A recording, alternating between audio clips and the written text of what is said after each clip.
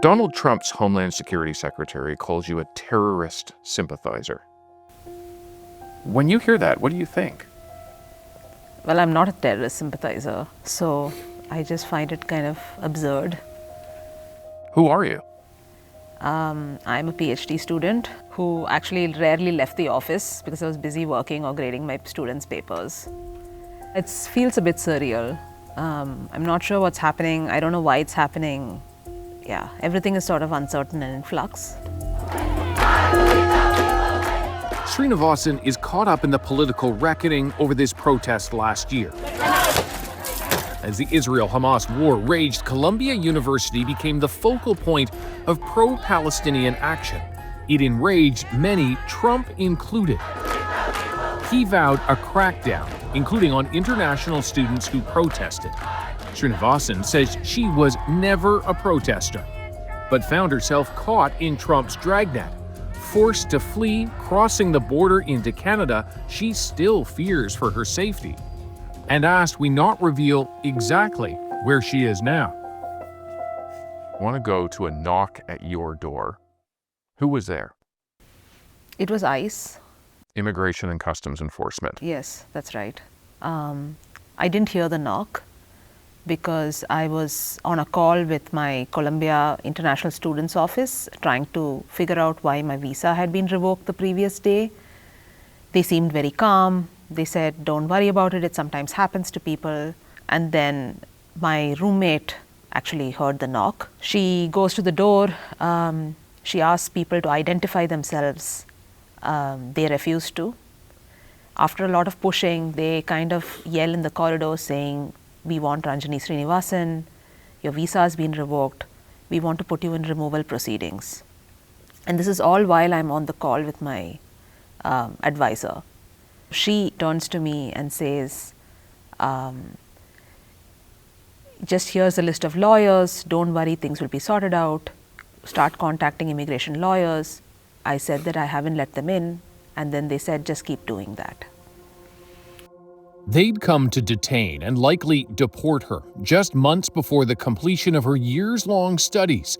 The Indian citizen found herself de-enrolled as a student by the university and told she cannot return to the U.S.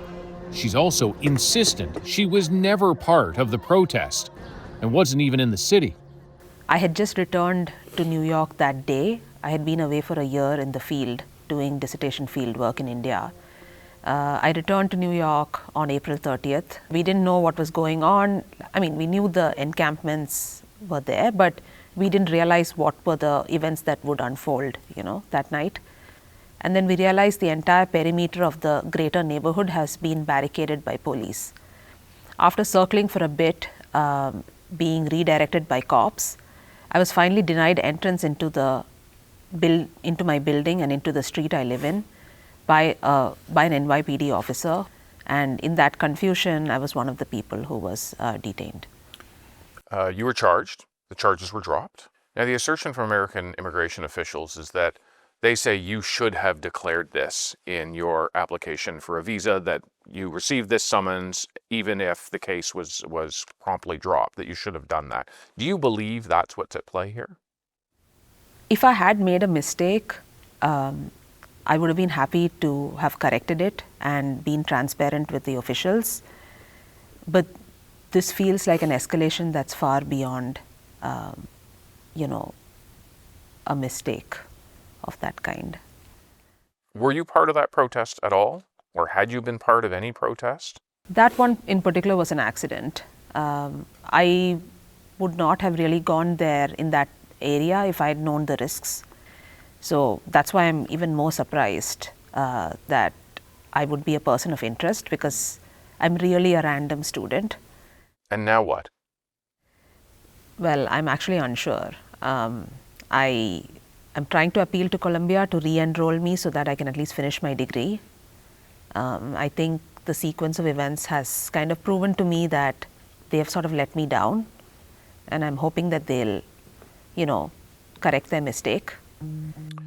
Your departure from the airport was caught on video, but The Department of Homeland Security actually released that video showing what they describe as you self-deporting. Would you agree with that characterization? I just want to set the record straight. I was kind of confused by the language of self-deporting. I just left as anyone would leave, when they visit Canada or any other country for that matter. Why did you leave the US? I felt very unsafe. I could have challenged the illegal termination of my status, but from what I understand from my lawyers, that they might indefinitely detain me while I did that. So I would have to fight that from detention, which I would rather not. When you look at a country that has prided itself for freedom of speech, where during the presidential campaign both sides talked about the importance of freedom of speech on campus, do you believe you're seeing an example of that in the way in which Columbia students are being treated? No, I don't. I think that really there's been an erosion of freedom of speech. I mean, it's fine to have differing opinions on difficult issues, that is the basis of any kind of academic scholarship, but not by, harassing each other or through violent means, but through intellectual debate and engagement. And I think that's completely being eroded. If this is it, if you can never go back, where does that leave you? Frankly, I'm trying not to think about it. I don't know exactly. Right now I'm just concentrating on the first task, which is to negotiate with Columbia and get my PhD back and allow me to re-enroll. But I guess I might have to consider that in the future if it doesn't work out. What gives you optimism right now? Frankly, it's the students in Columbia. People are fearful, but they are brave and angry, and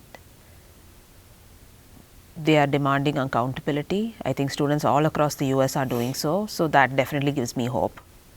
Thanks very much for the conversation. Oh, you're welcome.